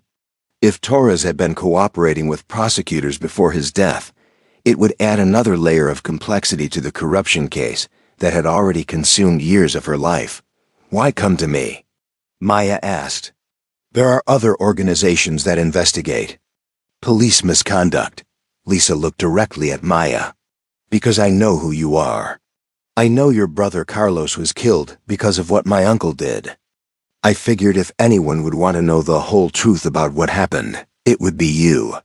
Maya felt a strange sense of cosmic irony. The investigation that had started with her brother's death might not be complete until she helped solve the murder of the man who'd killed him. "I'll need time to think about this," Maya said carefully. Lisa nodded and stood up. "I understand. I know it's a lot to ask. But my uncle wasn't the only victim in this whole mess. Your brother wasn't either. I think there's a bigger story here that nobody's ever uncovered." After Lisa left, Maya sat alone in her office as darkness fell over Chicago. She thought about the warehouse confrontation 2 years earlier, about Morrison's confession and subsequent imprisonment, about her mother's decision to forgive and her own choice to build something positive from their tragedy. Maya had spent years believing that Vincent Torres was simply a killer who'd escaped justice until he was murdered by other criminals. The possibility that Torres had been trying to cooperate with law enforcement before his death changed everything. Maya picked up her phone and called Agent Chun. "Rebecca, it's Maya. I need to ask you about something. Were there any federal investigations?" into Chicago drug operations between 2016 and 2017. Something that might have involved someone named Vincent Torres? Agent Chun was quiet for a moment. That's an interesting question. Why do you ask? Maya explained about Lisa Torres's visit and the phone records showing contact between Torres and the state's attorney's office. I'll need to check some classified files, Agent Chun said. But if Torres was cooperating with law enforcement, that would explain some gaps in our corruption investigation. Maya felt a familiar surge of investigative energy. What kind of gaps? There were payments to corrupt officers that we could never trace back to their sources. If Torres was providing information about the police corruption network before he was killed, it might explain why certain evidence disappeared. Maya stared out her office window at the lights of Chicago. So Torres might have been trying to make amends for what he'd done, including killing Carlos. It's possible, Agent Chun said. And if that's true, then his murder might have been orchestrated by the same corrupt officers who covered up your brother's death. Maya felt the weight of a new investigation settling on her shoulders. Just when she'd thought she'd found closure, the case was expanding again, drawing her deeper into a web of corruption and violence that seemed to have no end. Rebecca, Maya said, I think I need to take on one more case. The next morning, Maya called Morrison's lawyer. Tell Detective Morrison I'm ready to meet with him, Maya said. There are some questions I need to ask him about Vincent Torres. As Maya hung up the phone, she realized that her journey toward justice was far from over. The warehouse confrontation that had started with a missed shot and an unexpected confession was about to lead her into the most complex investigation of her career. Maya looked at the photo of Carlos on her desk and made him a silent promise. This time, she would uncover the whole truth. No matter how complicated or painful it might be. Maya met Morrison at a small diner in Rockford, 30 minutes from the halfway house where he was completing his supervised release. The setting was deliberately neutral, far enough from Chicago to avoid unwanted attention, public enough to feel safe, quiet enough for a serious conversation. Morrison looked older than his 42 years. Prison had changed him in ways that went beyond the graying hair and the lines around his eyes. There was a gravity to his presence now, a weight that hadn't been there during their previous encounters. Thank you for agreeing to see me, Morrison said as Maya slid into the booth across from him. Maya studied his face, looking for signs of the corruption and moral compromise she'd once seen there. What she found instead was something more complex. Genuine remorse mixed with a determination she hadn't expected. I didn't come here for you, Maya said bluntly. I came because I need information about Vincent Torres. Morrison nodded. I figured it had to be something like that. What do you want to know? Maya pulled out the folder Lisa Torres had given her, including the phone records showing contact between Torres and the state's attorney's office. Torres was talking to prosecutors before he died. I need to know if you were aware of any cooperation agreement he might have had. Morrison studied the phone records carefully. I wasn't aware of any official cooperation, but there were rumors in the department that Torres was getting nervous about the heat. Maya leaned forward. What kind of heat? Morrison glanced around the diner to make sure they weren't being overheard. By late 2016, there were multiple federal investigations circling around Chicago drug operations. Torres wasn't just paying off-street cops like Brennan and me. He was connected to much bigger players. Maya felt her investigative instincts sharpening. Who else was involved? Morrison was quiet for a long moment, clearly weighing how much to reveal. Have you ever heard of Deputy Chief William Garrett? Maya shook her head. Should I have? Morrison's expression darkened. Garrett was running the entire corruption network. Brennan and I were small time compared to what Garrett was orchestrating. He had judges, prosecutors, and federal agents on his payroll. Maya felt a chill run down her spine. And Torres was paying Garrett too? Morrison nodded.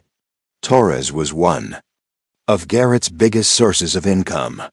But when the federal investigation started heating up, Torres began to panic. He knew that if he went down, He'd take a lot of important people with him. Maya processed this information, realizing that the corruption case she thought she'd solved was actually much larger than anyone had imagined. So you think Garrett had Torres killed to prevent him from cooperating? Maya asked. Morrison met her gaze steadily. I think Torres was murdered because he knew too much about too many powerful people. And I think your brother's death was just collateral damage in a much bigger criminal conspiracy. Maya felt anger rising in her chest. Collateral damage? My brother was a human being, not a casualty in some corrupt cop's business plan. Morrison held up his hands. That's not what I meant. I meant that Carlos's murder was part of a pattern of violence used to protect a massive corruption network. His death wasn't random or senseless. It was calculated and deliberate. Maya forced herself to calm down. Tell me about Garrett. Is he still active? Morrison shook his head. Garrett retired 6 months after Torres was killed. Moved to Florida with a very comfortable pension and a house that cost a lot more than a deputy chief's salary should have allowed. Maya made notes in her notebook. Did you ever have direct contact with Garrett? Morrison was quiet for several minutes, clearly struggling with something. Garrett approached me after Carlos was killed.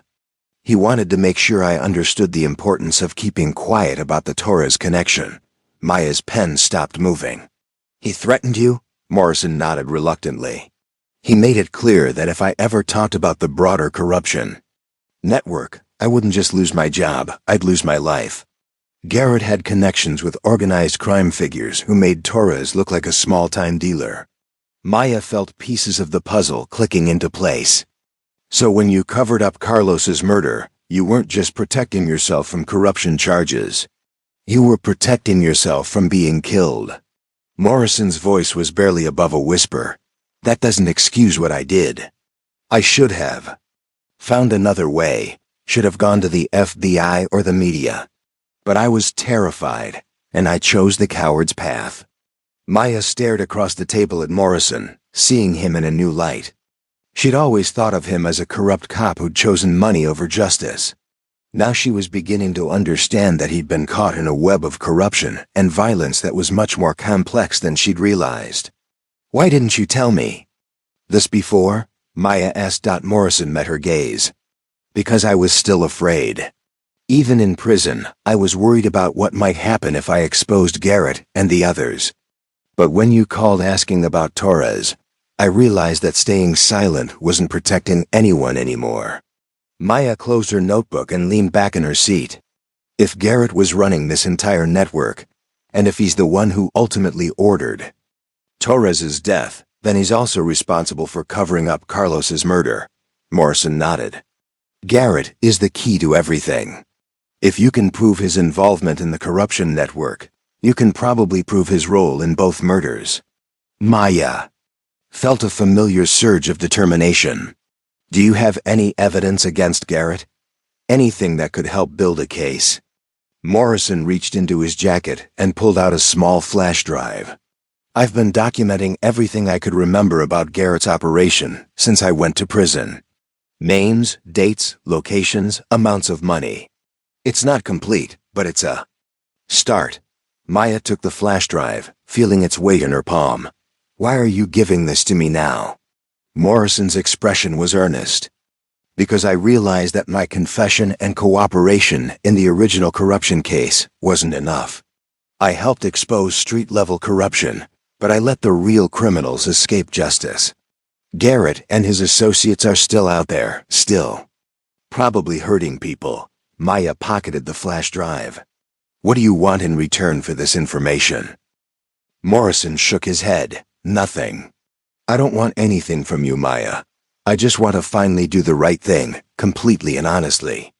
Maya studied Morrison's face, looking for signs of deception or hidden motives.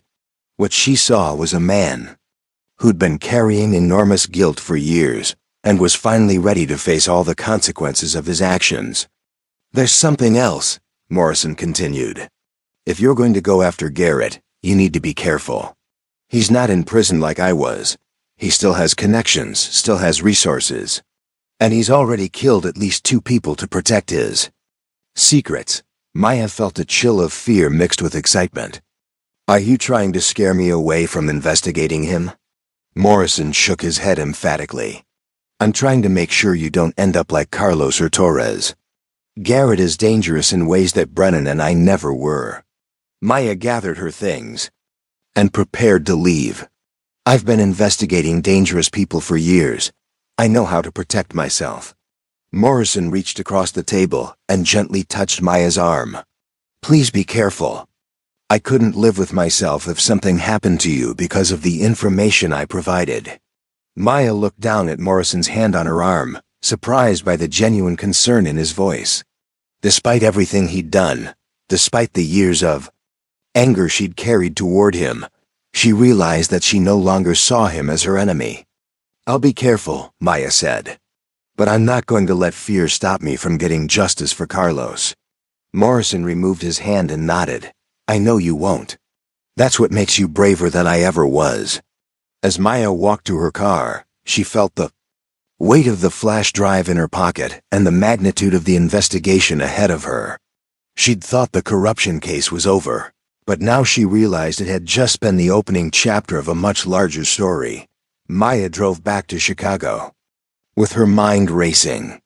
She needed to analyze the information Morrison had given her, cross-reference it with the Torres phone records, and figure out how to safely investigate a potentially murderous former deputy chief. When Maya arrived at her foundation's offices, she found Jennifer waiting with urgent news.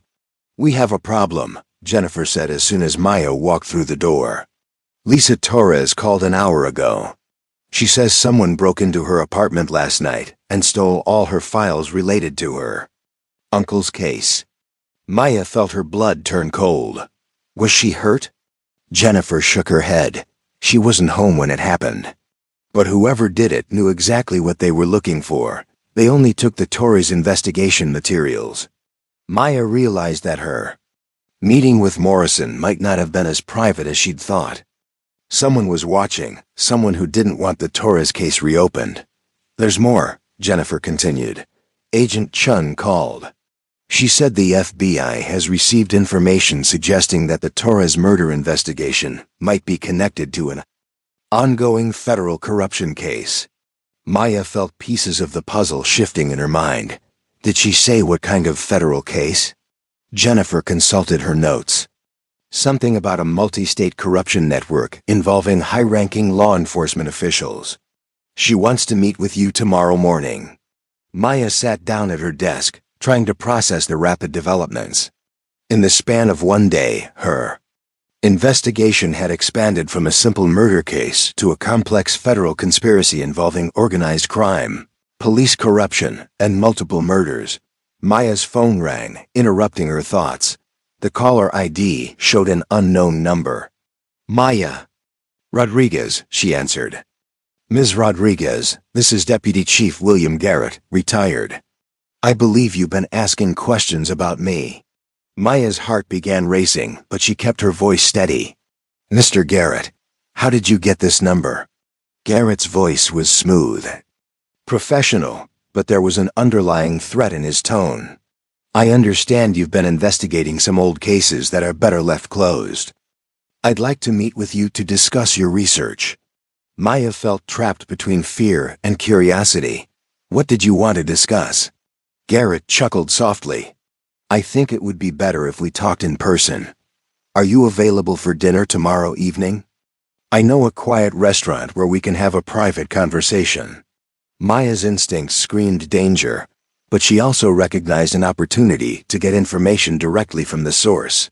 I'll need to check my schedule, Maya said carefully. Garrett's tone became slightly more insistent. I really think it would be in your best interest to make time for our meeting. Ms. Rodriguez, there are things about your brother's case that you don't understand, and I'd hate for you to make any mistakes in your investigation. Maya felt a surge of anger at the implied threat. Are you threatening me, Mr. Garrett? Garrett's voice remained calm. Not at all. I'm simply offering to share information that might help you understand the full scope of what you're investigating. But if you prefer to continue working with incomplete information, that's your choice. Maya made a quick decision. Fine, where do you want to meet? Garrett gave her the name and address of an upscale restaurant in downtown Chicago. Tomorrow at 7 p.m., come alone and don't bring any recording devices. This will be a conversation between professionals. After Garrett hung up, Maya sat staring at her phone. She was about to walk into a meeting with a man who might have ordered her brother's death. A man who'd controlled a corruption network that had destroyed dozens of lives. Maya picked up her phone and called Agent Chun. Rebecca, it's Maya. I need to tell you about a very interesting phone call I just received. As Maya explained about Garrett's invitation, she realized that tomorrow's dinner would either provide the breakthrough she needed to solve Carlos's case once and for all, or it would be the most dangerous meeting of her life. Maya looked at Carlos's photo on her desk and made another silent promise. Whatever happened tomorrow, she would finally uncover the complete truth about his death, no matter what it cost. Her Maya arrived at the restaurant 15 minutes early, wearing a wire provided by Agent Chun and carrying a small GPS tracker in her purse. FBI agents were positioned at strategic locations around the building, ready to intervene if the meeting went wrong. Deputy Chief William Garrett was already seated at a corner table when Maya entered. He was a distinguished-looking man in his early 60s, with silver hair and an expensive suit that spoke of comfortable retirement. He stood politely as Maya approached. Ms. Rodriguez, thank you for coming, Garrett said, gesturing for her to sit. I hope you don't mind, but I took the liberty of ordering wine. It's an excellent vintage. Maya sat down but ignored the wine glass. Let's skip the pleasantries, Mr. Garrett. You said you had information about my brother's case. Garrett smiled, but his eyes remained cold. Direct, I appreciate that. Yes, I do have information about Carlos, and about Vincent Torres, and about the unfortunate chain of events that connected their deaths. Maya kept her expression neutral. I'm listening. Garrett leaned back in his chair, completely at ease. Your brother witnessed something he shouldn't have seen. Not just Torres paying Morrison. That was small-time corruption. Carlos saw Torres receiving instructions about a major drug shipment that was coming through Chicago. Maya felt her pulse quicken. Instructions from who? Garrett's smile widened. From people who couldn't afford to have a witness to their operations. People who moved product worth millions of dollars through this city every month. Maya realized that Garrett was confessing to orchestrating a criminal network far beyond what anyone had imagined. You were running drugs through Chicago using corrupt police officers. Garrett nodded approvingly. Very good. Morrison and Brennan thought they were just selling information about raids and investigations. They had no idea they were protecting a distribution network that stretched from Mexico to Canada. Maya felt sick. So when Torres panicked about Carlos being a witness, he called you. Garrett sipped his wine calmly. Torres was a valuable asset, but he was also careless and emotional. When he told me about your brother, I explained that the problem needed to be handled permanently. Maya's hands clenched into fists under the table. You ordered my brother's execution. Garrett's expression didn't change. I ordered the elimination of a security threat. Your brother was in the wrong place at the wrong time, and he paid the price for that mistake. Maya forced herself to stay calm, knowing that the FBI was recording every word. And then you had Torres killed when he started cooperating with prosecutors. Garrett looked impressed. You've done excellent investigative work, Ms. Rodriguez. Yes, Torres became a liability when he decided to negotiate with federal agents. He thought he could trade information about street-level corruption for immunity, but he didn't understand that he knew enough to destroy operations worth hundreds of millions of dollars. Maya leaned forward. How many people have you killed? To protect your drug network? Garrett considered the question as if it were an academic exercise. Over the years, perhaps a dozen, maybe more. It's hard to keep an exact count when you're protecting such a large operation. Maya felt rage building in her chest, but she forced herself to keep gathering information. Why are you telling me this? Why confess to everything now? Garrett's demeanor shifted slightly, becoming more serious. Because, Ms. Rodriguez, I'm offering you a choice. You can walk away from this investigation right now, take your family, and disappear. I'll provide enough money for you to start over. Anywhere in the world. Maya stared at him. Or, Garrett's voice became deadly quiet.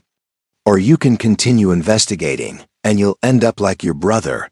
And your parents will end up like your brother. And anyone else you care about will end up like your brother. Maya felt fear and fury warring in her chest. You're threatening. To kill my entire family. Garrett shook his head. I'm offering you a way to save your entire family. The choice is yours. Maya stood up abruptly. I've heard enough. Garrett remained seated, completely calm. Sit down, Ms. Rodriguez. We're not finished talking. Maya noticed that two large men had appeared near the restaurant's exits. Garrett's security team had been watching the entire time. You see, Garrett continued, I know about the FBI wire you're wearing.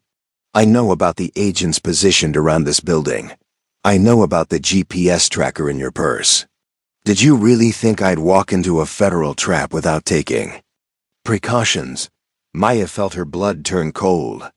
What are you saying? Garrett pulled out his phone and showed Maya a series of photographs. Agent Chun tied to a chair. Other FBI agents unconscious in what looked like a warehouse. Maya's parents sitting in their living room, unaware that armed men were positioned outside their house. I'm saying that if you want your friends and family to survive the night, you'll listen very carefully to what I'm about to tell you. Maya sat back down, her mind racing. What do you want? Garrett pocketed his phone. I want you to call Agent Chun, or rather the person who's with Agent Chun right now, and tell them that your investigation into my activities is over. Tell them you've decided to accept my offer and leave Chicago permanently. Maya's voice was barely a whisper. And if I don't? Garrett's expression was matter-of-fact. Then by tomorrow morning, there won't be a Rodriguez family left in Chicago to mourn. Maya felt trapped in a nightmare. She'd walked into Garrett's trap thinking she was protected by the FBI, but Garrett had outmaneuvered them completely. How do I know you'll keep your word? Maya asked. How do I know you won't kill my family anyway? Garrett smiled. Because I'm a businessman, Ms. Rodriguez. Killing you and your family creates more problems than it solves. But if you disappear quietly, everyone wins. Maya thought about Carlos, about the 8 years she'd spent seeking justice for his death. She thought about all the other families who'd been destroyed by Garrett's criminal network. She thought about the choice her mother had made to forgive Morrison, and the choice she now faced between personal survival and broader justice. I need to make a phone call, Maya said. Garrett nodded. Of course. But remember, I'll know if you try to warn anyone or call for help. Maya pulled out her phone and dialed a number she'd memorized years earlier. When Morrison answered, she spoke carefully. Jake, it's Maya. I need you to do something for me right now, no questions asked. Go to my parents' house. There are dangerous people watching them. Morrison's voice was immediately alert. What's happening? Maya glanced at Garrett, who was listening to every word. I can't explain right now, but my family is in danger. You know how to handle this kind of situation. Morrison didn't hesitate. I'm on my way. Maya hung up and looked at Garrett. There, I've protected my family. Now what? Garrett looked confused. Who did you call? That wasn't Agent Chun. Maya smiled for the first time since entering the restaurant. I called someone who spent 8 years learning how to live with the consequences of letting you get away with murder. Someone who won't make that mistake twice. Garrett's confidence wavered slightly. What are you talking about? Maya stood up again, this time with more assurance. I'm talking about Jake Morrison, who's been waiting 2 years for a chance to make real amends for what he did. I'm talking about a former detective who knows every corrupt cop in Chicago and exactly how to neutralize them. Garrett reached for his phone, but Maya continued talking. I'm also talking about the fact that your entire confession was broadcast live to FBI headquarters, not just recorded on my wire. Agent Chun anticipated your countermeasures and set up a backup transmission system. Garrett's face went pale as he realized he'd been outmaneuvered. That's impossible. Maya pulled out her phone and showed Garrett the screen, which displayed a live connection to FBI communications. Agent Chun knew you were too smart to fall for a simple sting operation. So she created a false sting operation to hide the real one. Garrett stood up quickly, but the two men who'd been guarding the exits were now being arrested by FBI agents who'd been posing as restaurant staff and customers. You see, Mr. Garrett, Maya said, you made one crucial mistake. You assumed that everyone you were dealing with was as corrupt and selfish as you are. But some people actually care more about justice than about their own safety. Agent Chun entered the restaurant, flanked by federal agents. William Garrett, you're under arrest for drug trafficking, conspiracy to commit murder, and about 20 other federal charges. As the agents handcuffed Garrett, he looked at Maya with something approaching respect. Well played, Ms. Rodriguez. But this isn't over. I have connections you can't imagine. Maya walked over to where Garrett was standing in handcuffs. 8 years ago, you ordered the execution of a 24-year-old man whose only crime was walking home from work. Tonight, that finally catches up with you. Agent Chun approached Maya as Garrett was led away. Are you okay? Maya nodded, feeling emotionally drained but satisfied. Is my family safe? Agent Chun smiled. Morrison neutralized Garrett's surveillance. 20 minutes ago. Your parents are fine, and they have no idea how much danger they were in. Maya felt a wave of gratitude toward Morrison that she hadn't expected. What happens now? Agent Chun consulted her notes. Garrett's arrest will trigger a federal investigation into his entire network. We expect to make dozens more arrests over the next few months. This could be the biggest corruption case in Chicago's history.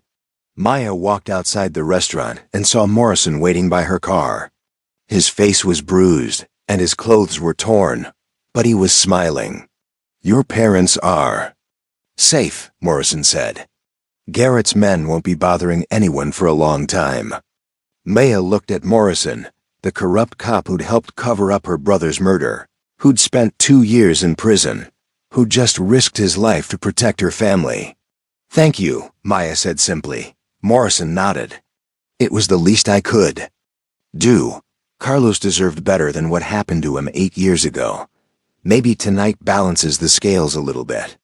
Maya thought about her journey from that night in the warehouse when she'd tried to shoot Morrison and missed, when he'd said her timing was perfect even though her aim was bad. Tonight, her aim had been perfect too, not with a gun, but with justice. 6 months later, Maya stood once again at Carlos's grave in Mount Carmel Cemetery. This time, she wasn't alone. Her parents were with her, along with Morrison, Agent Chun, and Lisa Torres, who'd become an advocate for other families affected by police corruption. It's finally over, Maya said to Carlos's headstone. Garrett and 19 other people were convicted. The corruption network is gone. And maybe other families won't have to go through what we did. Carmen Rodriguez placed fresh flowers on her son's grave. Carlos would be proud of you, Mia. You never gave up on him. Maya looked around at the group of people who'd become an unlikely family through their shared pursuit of justice. Morrison had started a non-profit organization helping former police officers transition to legitimate careers. Agent Chun had been promoted for her work on the corruption case. Lisa Torres was studying law, planning to become a prosecutor. As they walked away from the cemetery together, Maya realized that her brother's death had ultimately led to something positive. Not just justice for Carlos, but systemic change that would protect other families from the same tragedy. Maya's aim had been bad that night in the warehouse when she'd tried to shoot Morrison. But her timing had been perfect, just as he'd said.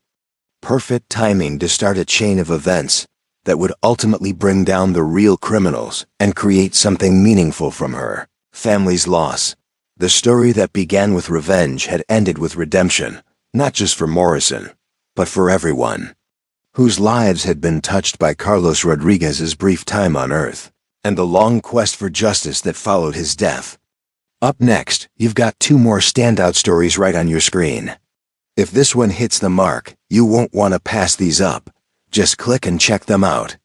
And don't forget to subscribe and turn on the notification bell so you don't miss any upload from us.